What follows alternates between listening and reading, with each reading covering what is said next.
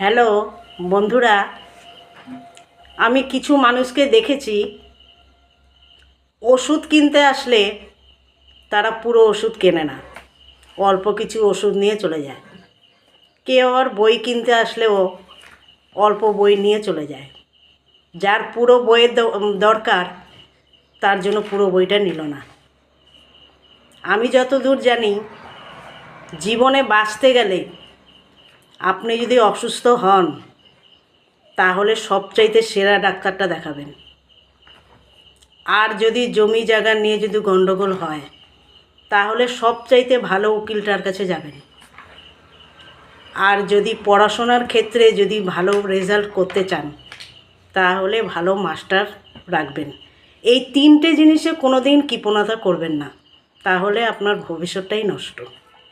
কথাটা যদি ঠিক হয় তাহলে জানাবেন।